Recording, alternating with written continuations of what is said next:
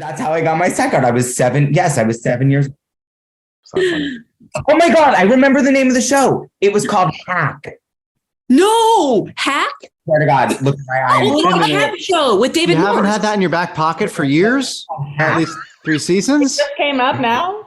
Wait, you're kidding. It sounds like our show Hacks, just with... I love it. Mark, that's a day one conversation. You walk out of set, hey, did you know I actually got my SAG card on the I forgot about You forgot it when this is the name of our show now?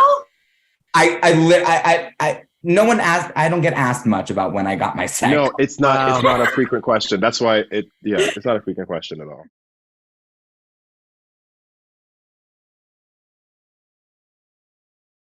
Welcome to the SAG-AFTRA Foundation's Conversations at Home program. I'm Jenelle Riley from Variety. And now it is my pleasure to introduce this year's SAG Award nominees for Outstanding Ensemble in a Comedy Series, the cast of Hacks. We have Clemons-Hopkins, Paul W. Downs, Hannah Einbinder, Mark Indelicato, and Megan Stalter. Thank you so much for being here. I was so nervous. We love it. Congratulations on the success of the show and a wonderful second season. This is an audience of your fellow SAG-AFTRA actors. So I actually always like to start by asking, how did you get your SAG card? What was the job that brought that? Carl looks like he has a good story, so let's start with him. I'm so sorry. Carl. I'm so sorry. No, I was doing a lot of voiceover, and I ended up getting a small role on a show in Chicago, and I became a must join. And the reason I got it was because the show involved the character doing illegal activities, and I was good at it. So they made me join. So that's how I joined. I did not intend to tell this story, but when you pitched it, Was that like under special skills? You had a certain crime? No, no. All that's there is like Cockney and Certified Driver or something. But I don't. It's a lie. But it was something that the showrunner was like, "Hey, can you yeah, sure." I'm like, "All right, you should come back for another episode." And they're like, "Wait a minute, you have to join SAG," and then that's how I joined SAG. Always say yes. Yeah, that's brilliant. Yes. Mark, what about for you? Mine, I was 7 years old, I think. For this show. Okay. I forget what the name of the show was, but it was like, I don't know, it was like an episodic, like a guest star role, and I was acted so much you forgot the name of the show even. That's exactly how it happened. What I do know, because I remember having to be covered in like fake blood, is that it was like some procedural, like it was like some procedural where like I was like murdered. Yeah. As a child? Oy. Yeah. Dead kid. So no. That's how I got my SAG card. I was 7. Yes, I was 7 years old. Oh my God, I remember the name of the show. It was called Hack. No, Hack? Swear to God, look at my eyes. Oh, Hack show with David Morse. You haven't had that in your back pocket for years? At least 3 seasons? Just came up now. Wait, you're kidding. It sounds like our show Hacks, just with... I love it. Mark, that's a day one conversation. You walk out of set, hey, did you know I actually got my SAG card on the I forgot about You forgot it when this is the name of our show now? No one asked. I don't get asked much about when I got my SAG. No, it's not. It's not a frequent question. That's why it's not a frequent question at all. I watched that show. It was the David Morse was a cab driver. That's why it was called Hack. Right. Yeah. And so I'm very lonely. But I love that you went from Hack to Hacks. Went from Hack to Hacks. And nothing in Moving on between. up. And in Hacks, I'm wearing very similar outfits to what I wore in Hack. You are freaking me to my bones right now. That is weird. Paul, what about for you? You got to top that now. You know, I wish I was acting when I was 7. I wanted to. I grew up in New Jersey, and my mom took me into the city to audition all the time as a kid because I really wanted to do it. And I would always lose out. And my mom was like, you have perfect diction. They want children with lisps. They want children with lisps or redheads. You're never going to book. Your diction is keeping you out of the room. Yeah. That's But I think I got my SAG card. I'm a must join now. No, I got my SAG card. I think I did like under 5 work on All My Children. Wow. And became a must join, I think. But then I didn't join until really, I think Broad City. I think Broad City is when I got that card. But I remember always wanting my SAG, being like, points. I got to get my SAG card. You know, it was like such a big deal. So I remember that being a really, kind of a cool moment. it's huge. As a failed child actor, you know, Same. finally getting a SAG card. And getting those screeners. That's what it's all about. Oh, please. Megan, for you? I'll have to say that as much as I wanted to be in film and TV as a child, I was doing some performing in my school instead. And I was living in Ohio, so I actually didn't have access to go on auditions here. But I actually think I got my card because of my favorite show, which is Hacks. I actually think I became a member once I joined the show, but I'll say this. I really appreciate SAG because I lost my health insurance because I didn't know I was. I thought I'd been paying for a year for health insurance through SAG, and I realized that I actually haven't, and they let me re-enroll a couple days ago. Oh, that's great. Thank God. I'm actually saying thank God to SAG because you guys let me not pay for about a year, and now I get to pay the money that I owe so I could be on healthcare again. And it's a good plan, I hear. Oh, yeah. Oh, it's great. Thank you. And Hannah, for you?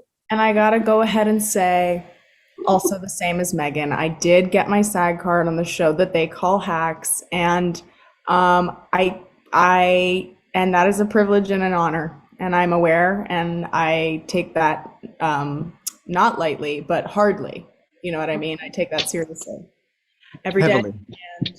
And it's huge. I too was actually going to miss out on health insurance by aging out. Yeah. Oh no. My healthcare Oh, Yeah.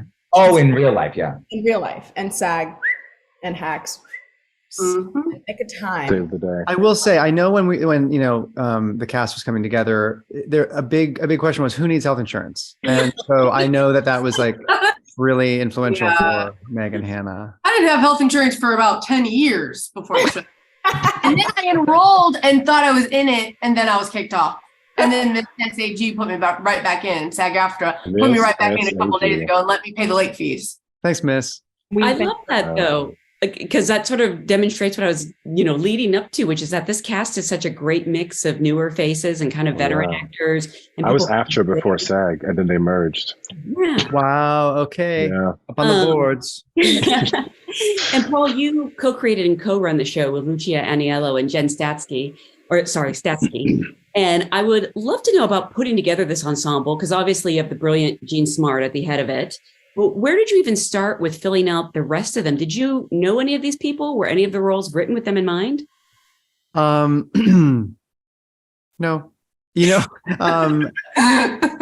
I did know of Meg, and Meg and I had done, we had crossed paths in the comedy world and did like a live show together. And truth be told, we had been, fans of Meg's and thought she'd be good for this part. But then seeing her live, I remember saying to Jen and Lucia, maybe it's hers to lose, she's really good. And to add into that, I was at that live show. None of us knew each other. Actually, I knew Meg. I was at that live show just to watch stand-up comedy in the audience that night and saw Paul perform and thought, what's going on there? That's crazy. Was that the first time you saw me perform? At Little Joy, yes. Yeah.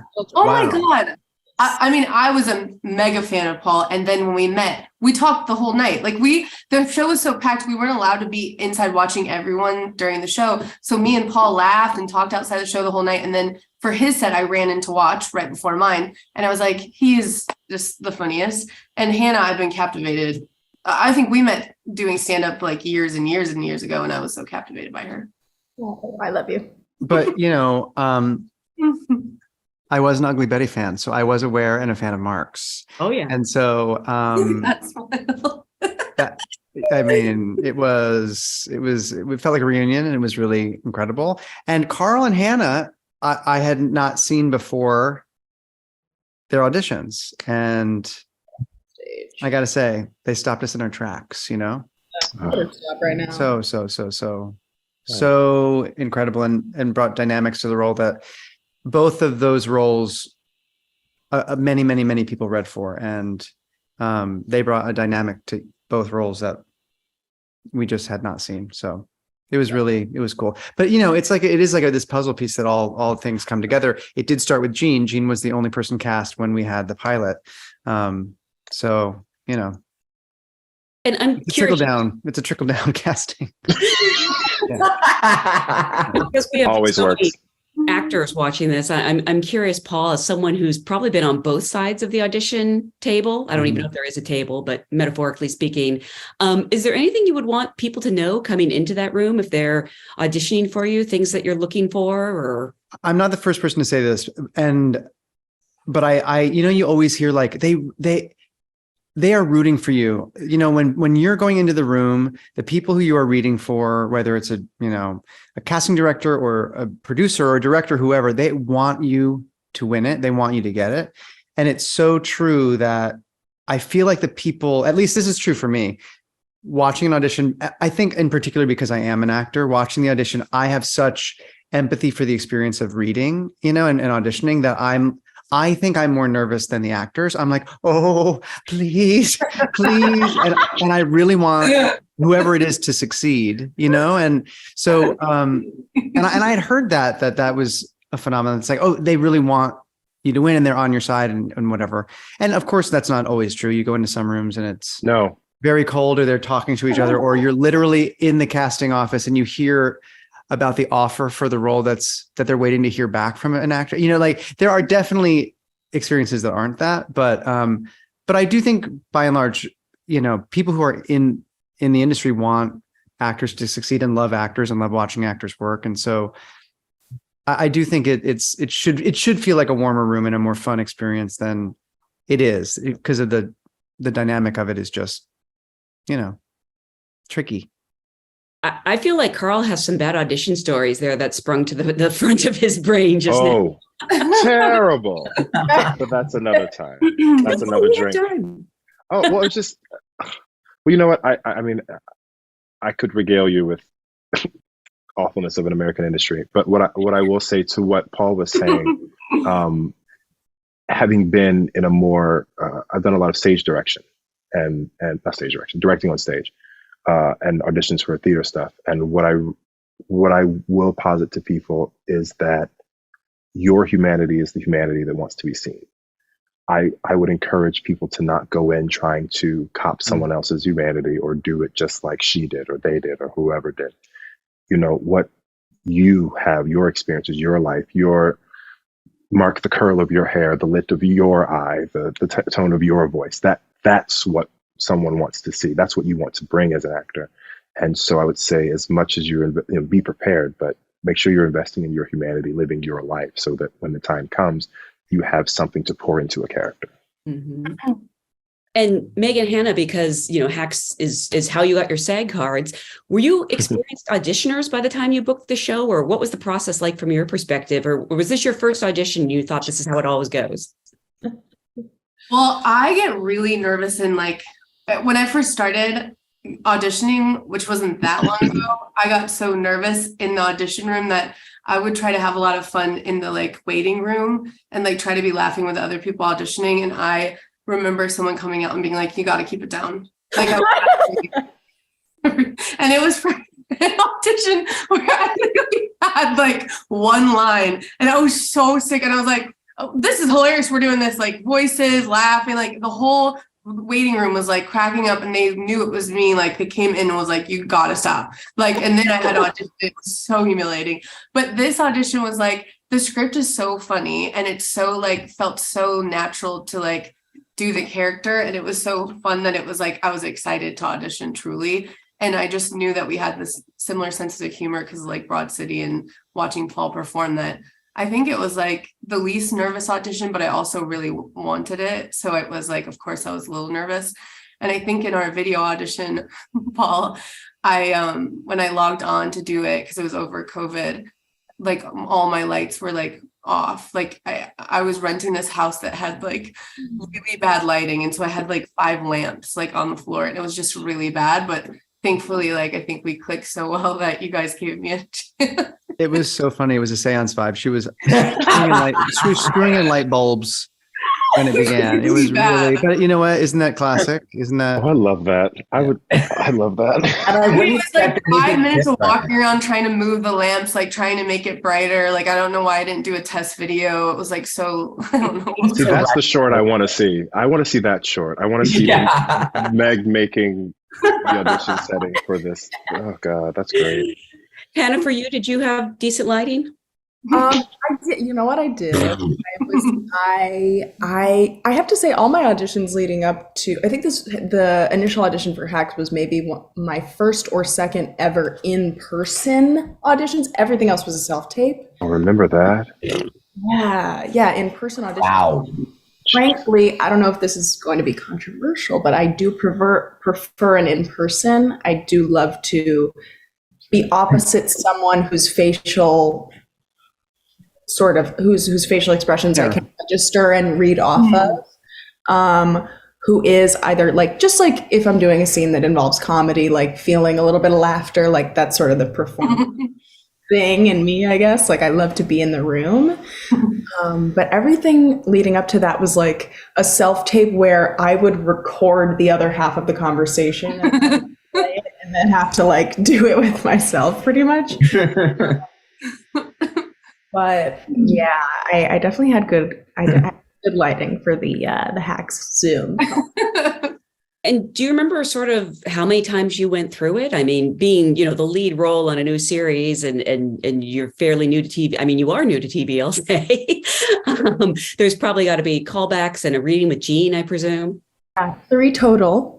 3 total. I think just because it was so early on in the pandemic and we didn't have even the thought of a vaccine in our mind, like it wasn't even anywhere on the horizon, we really couldn't do the amount of auditions that you normally would, I think, going in. But the first one was in person, then there was the lockdown, then we had a Zoom, and then the final one was in person, a chemistry read with Jean, which was so much fun and so cool. I just want to say goodbye to Paul right now because I know you have to be somewhere or you have to be writing more episodes of the show probably. So yeah, there's a production meeting at 6 that I have to go on to. Yes, because you run everything, like I said. Yes. I can be a little bit late though. I can be like a couple of minutes late. I'm having fun with my cast. I don't know.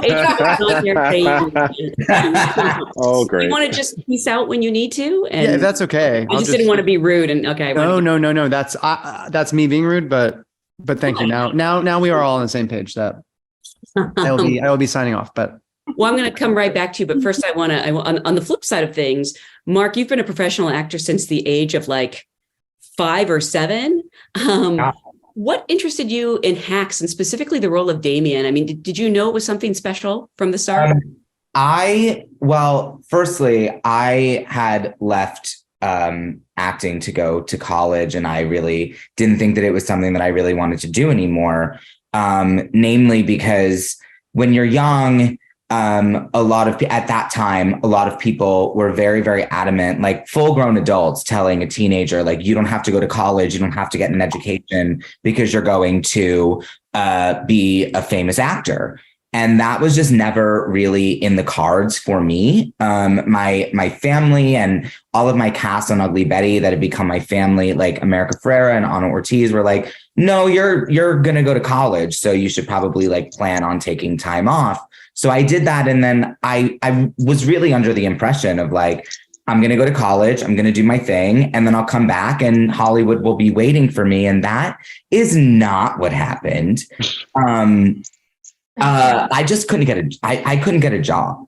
And I was struggling for a really long time and really feeling like that kind of the child actor curse was applying to me at that point. And I was very adamant at the fact, and then COVID happened and we had gotten to like October of 2020. And I was like, I'm giving myself until January of 2021. If I don't get a job, I'm going to pivot and just like go to graduate school and do something else.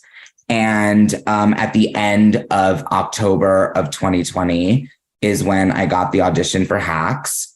And it was like a week before they started shooting. So Damien was, I think I don't know if I was the last person cast, but it seemed really down to the wire. And I sent in a tape, and then literally the next day I was on a Zoom call with Paul, Lucia, and Jen. And the day after, I was scheduling my fitting. So it was less about, I think that at the jump, it was just like, oh my God, a job. And then upon reflection, it was like, I had been fans of Paul, Lucia, and Jen for a really long time. And then once, when you're struggling in that way as an actor, it doesn't really matter what the project is. Like, sometimes you just got to work. Like, I'll be honest, like, I didn't even really read the script. It was just like an audition. Oh my God. And then, I think that that's what makes it so much more beautiful in terms of my experience, is like going back and being like, oh, wait, this is an incredible show that I get to be a part of. So I think that it happened kind of backwards for me. I was just happy to get a job. And then I realized like what a gem, like that, how incredible it was to be a part of this show. And then we all met each other and fell in love, and the rest is kind of history. Well, we have Paul here. Let's ask him. Was that the last role to be cast? I think it was. Yeah. And that was another role that we had read, a lot of people read. And as we mentioned, like in the beginning, Hannah actually came in person because we started auditioning in pre-COVID times, and then everything else was virtual.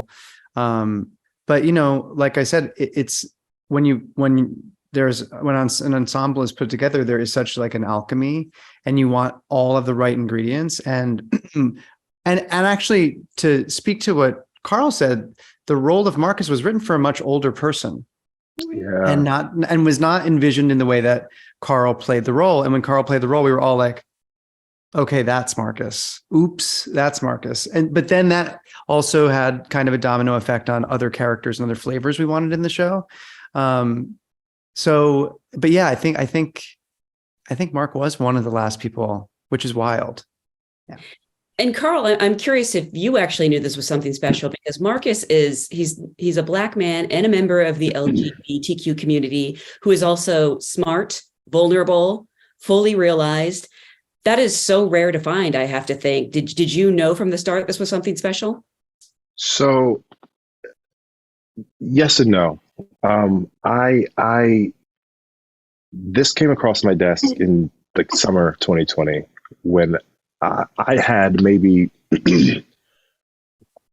I'd say no hope that there was going to be any more acting for me or anyone, really. I didn't know that was a thing that was continuing. I didn't know that the industry was continuing. So I wasn't putting a lot of stock in it. And I got this audition and I read the script. And the script, not to put whatever on myself, but I can read scripts pretty quickly. When it comes to the list of adjectives that you listed there.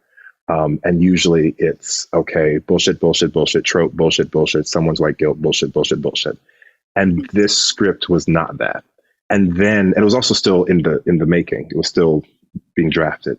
But then they had these audition sides that were some scenes from the script, some scenes from like future episodes, what have you. And that was when I started to say, this is something very different. And what I enjoyed was that I knew that I was not necessarily represented in the creation of this script, but I also recognized that just as a reader, I wasn't being pandered to. And that was what made me want to really pursue this. And so once we had the callback, and once with the Zoom with Jean, once I was told that it was Jean Smart, then I went, well, she rarely does shit, so let's try to do well. And then it was day one with Mark. We're at the pizza scene, and Lucia kind of strides out, full coach, full ready, and I'm like, I don't know who this little lady is, but she seems she seems very determined to make this quality something quality. So I was excited to catch the spirit, and I was excited to find that this type of gym could even exist. And then I was even more excited to find out that I got to do it with such incredible, talented people and funny people. And me and Hannah were just in an interview earlier talking about how it's so great to feel there's a safety, artistic safety around, okay, the best idea is going to win. We're going to have fun here. We're all just here to, even the more dramatic, less fun things. Like last season was not my favorite time just because, bless him, he was so lost. But there was still a safety in that, he's going to come out of this and we're going to have fun with this. So it's a real blessing to find something like this. So I'm grateful for it. And it's not very often in my both SAG and non-SAG life that I've encountered stuff like this. I mean, last season, these characters really went through a lot. In addition to the comedy scenes, Hannah and Carl in particular, you had to do a lot of really emotional work. I mean, Ava's father has just died. She's being sued. She has to deal with Deborah. Were you prepared for what a dramatic showcase this season would be? I feel like since the beginning, the show has had a lot of heart. Certainly. Season 1, obviously, Ava dealing with her dad's death, and then season 2, Ava getting broken up with at the end there. Getting those scripts and knowing that there would be that emotional work was certainly intimidating for me, not really having any sort of formal training. But one thing I can do is cry, okay? I am holding it back as we speak, okay? I be doing that often. Yeah. So it felt like something that through watching Jean and through Lucia's direction, I really had the best acting coaches you can get in Jean Smart and Lucia Agnello. So I kind of was learning on the go, but I wasn't really, going into this show, understanding that it was a comedy. I didn't understand how much drama, like purely dramatic work would be in it. And there is, and there's certainly a lot more of that in season 3. So it is so rewarding, and it is something that I have grown to be in love with. And, we're so invested in these characters and their hopes and dreams. And so it makes a lot of sense that exists in the show, Carl, similar question. Marcus spends season 2 not handling his breakup very well. And I think the most heartbreaking scene of the season is Marcus at the emergency vet. Does a scene like that intimidate you? Because I had to go through that with my dog recently. I turned into Shirley MacLaine in terms of endearment, like, give my dog the shot. Love that one. Is that more intimidating to you than the comedy?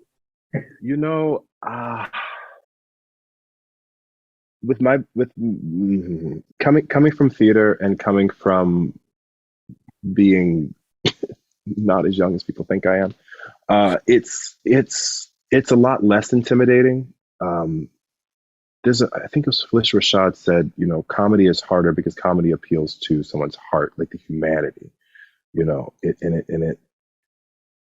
that I think, and especially, and I asked Paul this season 1, I was like, is any of this working? Because I've been in comedic situations, I've been in dramatic situations, but with this, especially with pandemic, we were so removed. And so me and Mark may be doing a scene and it's a comedic scene, but we can't see the director, we can't see the crew, everyone's face is covered, no one's communicating. So it's very hard to do comedy in a vacuum. Drama, if you're feeling it, the camera, the lighting's right, you're going to see it. So to answer your question, I did not find it as intimidating, but I did find it I was very humbled by the trust and the responsibility that, that they gave us, because, we didn't walk into this I didn't walk into this thinking that I was going to be telling such a in-depth story of a character. I didn't know that I was very seldom to get the opportunity to tell such in-depth stories, and to, the biggest thing season 1 was this Black queer character has a mother. We get to see her. There's a home. There's a whole other life. Like, you get to actually tell a fully realized human story. And so the fact that they kept pushing in season 2, and as Hannah says, we're pushing it even further in season 3, is so exciting and so gratifying. And I really hope that it inspires more creatives to do things like this. You talk about how much you all love the characters, and obviously the audience does too. Megan, have you been surprised at how much people love Jimmy and Kayla together? Because I love them, but they're so toxic, and I kind of don't want to root. I know I shouldn't root for them, but I am. I think I really love Jimmy and Kayla, so I think like as soon as I got the script, I was laughing so hard at them that I do think that I knew that Hacks was going to be special. And then like, I think I did know that people would like them, but I think I'm surprised when people, I always get surprised over them, people wanting them to hook up. Or I'm also surprised when people don't want them to, because I think it's interesting. Some people, recently we've had a lot of people be like, I don't want them to be together romantically. I like the will they or won't they. And then it's like, we talk a little bit more about them and they go, I actually do kind of want to see them together. I think people are surprised themselves over what they want to happen. I would live. I think it's really sweet. And I think they want each other out. The wedding episode? Are you kidding? They learn a lot from each other. It's like she needs him and he needs her.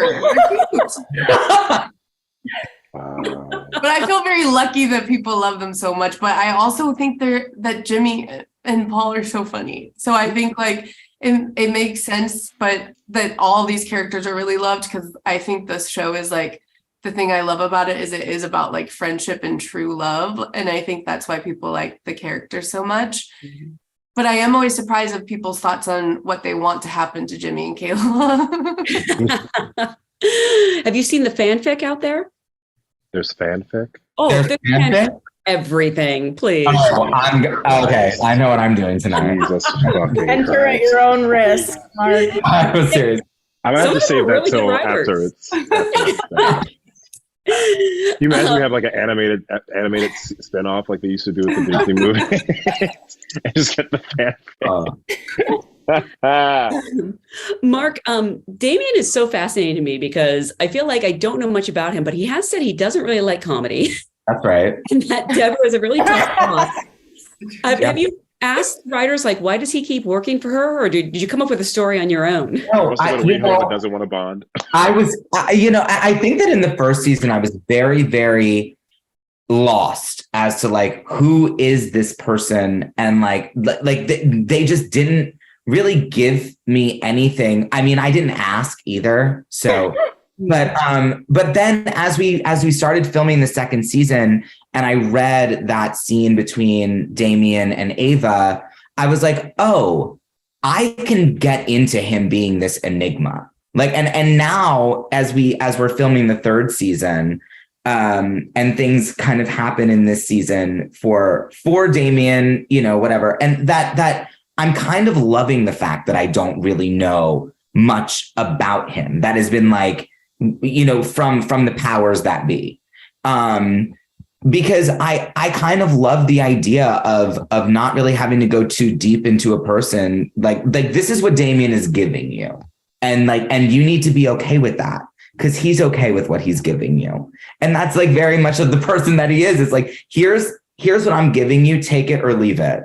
And I feel like that is kind of, I don't want to know what his like origin story is, because then I feel like that can maybe take me out of the fact that like, he's there to do a job. He doesn't like comedy, but he very much loves Deborah, but but I think that like he loves Deborah. I mean, if I had to come up with a story for him, it would probably be that like he appreciates her business savvy. That's why he's so connected to Marcus as well. I mean, I think that like out of the whole entire kind of crew, the Deborah Vance LLC, that like, I mean, Marcus is the only one that he really wants to talk to. We have so much fun. And so maybe he has, maybe he's interested in, growing his business savvy or whatever. But I like him being this enigma. I hope that we don't get to know more about I want to just let's just focus on now. Yeah. Okay. I don't want to go through What are we going to do? Like his coming out story? A flashback episode. Done it. I'm done. We did it. We did it in 2010. I'm good. I Well, love it. again, it's such a fantastic show. You keep referencing season 3, and it's making me very jealous because I can't wait. I want to thank you all so much for being here, and thank you for sharing your story and your craft with your fellow actors. You know? Thank you so much.